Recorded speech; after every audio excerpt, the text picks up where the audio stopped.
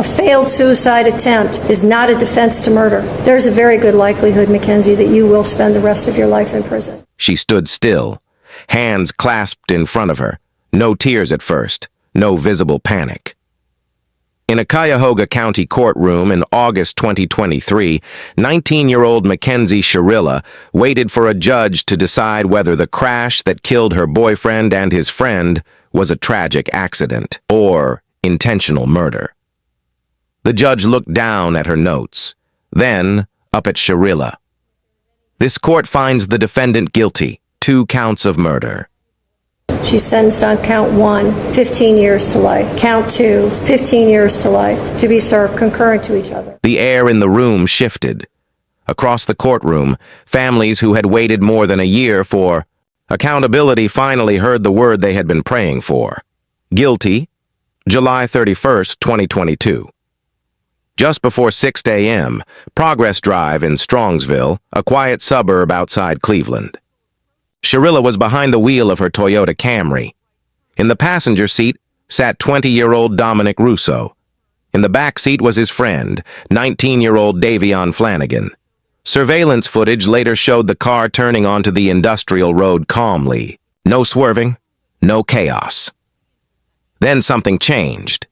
Data pulled from the vehicle revealed that seconds before impact, the accelerator was pressed to the floor. The car surged forward, 90 miles per hour, 95, over 100 mph, no braking, no attempt to avoid impact. The Camry slammed directly into the side of a commercial building. The force crushed the front of the vehicle. Dominic Russo died, instantly. Davion Flanagan died at the scene. Mackenzie Shirilla survived. Prosecutors didn't argue recklessness. They argued intent. Her driving very calmly and making the right turn, and then all evidence indicates she immediately put the pedal to the metal and drove straight into a building at 100 miles per hour. I think those really demonstrated to us that this was no accident. Testimony during trial revealed a turbulent relationship between Shirilla and Russo. Friends described arguments. Breakups, threats, text messages were examined. Prior incidents were brought up. Investigators even uncovered evidence suggesting Shirilla had driven that same route days earlier. The prosecution argued it was rehearsal. The defense argued it was trauma and instability. But the judge focused on the evidence. No medical emergency, no mechanical failure, no skid marks, only acceleration. Deliberate acceleration. Because Shirilla chose a bench trial, there was no jury. The judge alone would decide her fate. When delivering the verdict, the judge made something clear. This was not reckless driving. This was intentional. She found Shirilla guilty of the murder of Dominic Russo, the murder of Davion Flanagan, and felonious assault. When Shirilla was given a chance to speak, her voice trembled. She said she would never have done it on purpose. She said she wished she remembered what happened.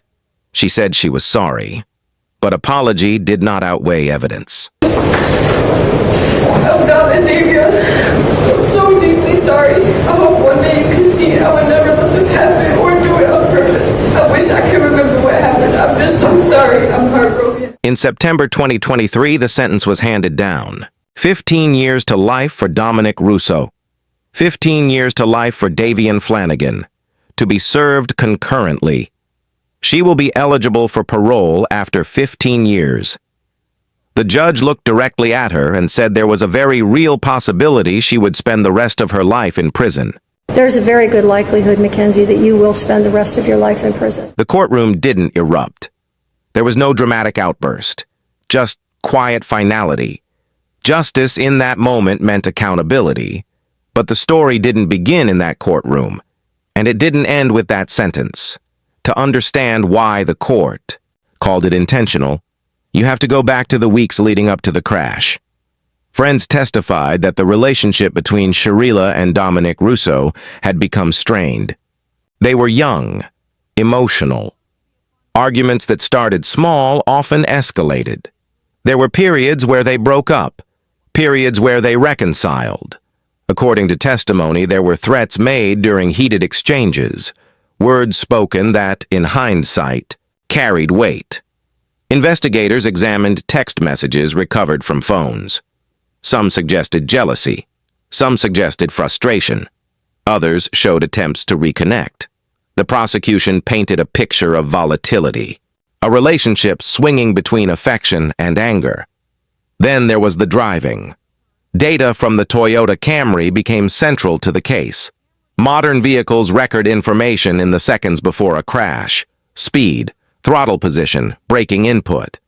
Experts testified that in the 5 seconds before impact, the accelerator was pushed down nearly 100%.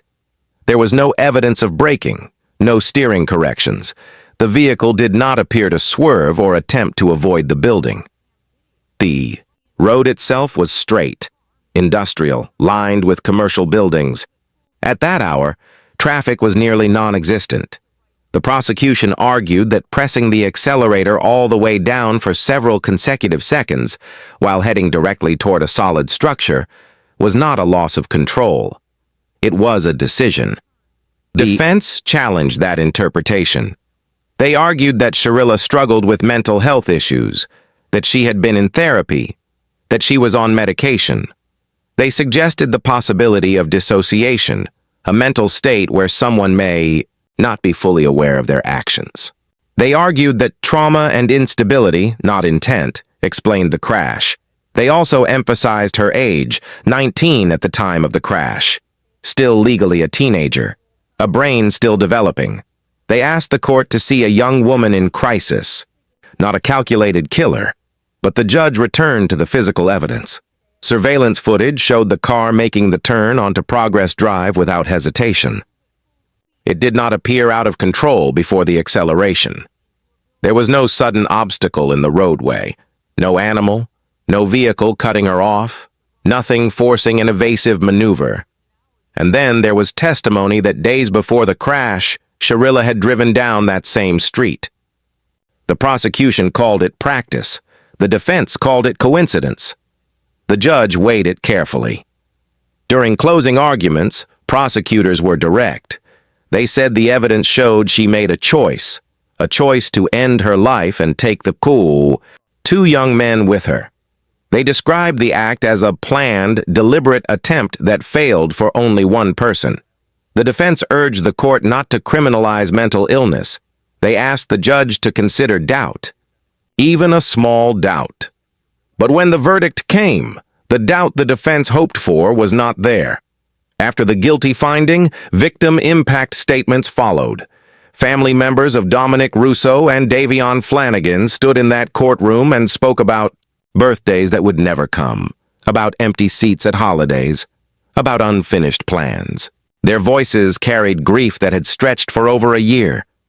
They spoke about the early morning phone calls, the confusion, the moment hope turned into certainty. They described 2 young men who had their whole lives ahead of them. Shirilla listened. When she addressed the court before sentencing, she apologized to the families. She said she thinks about that morning every day. She said she would never intentionally hurt Dominic or Davion. She said she wished she could go back and change it. The judge acknowledged her words, but she returned again to the data, to the speed, to the absence of braking, to the sustained acceleration, 15 years to life, concurrent sentences. Eligibility for parole after 15 years does not guarantee release.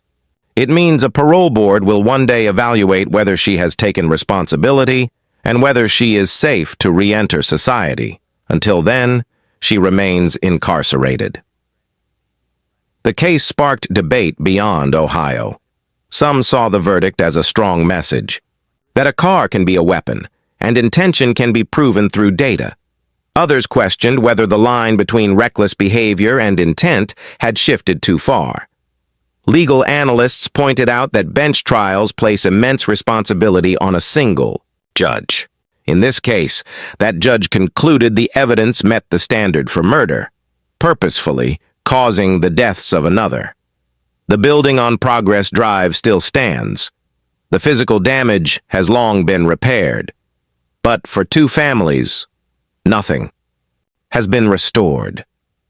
Dominic Russo was remembered as outgoing, loyal, a young man with plans and ambition. Davian Flanagan was described as kind, funny, a steady presence among friends. Their lives ended in seconds. For Shirilla, the next chapter unfolds behind prison walls. Appeals are a possibility in cases like this. Defense attorneys can challenge legal interpretations or procedural rulings, but as of sentencing, the conviction stands, and that morning remains frozen in data logs and surveillance footage, 5 seconds of acceleration that changed 3 families forever.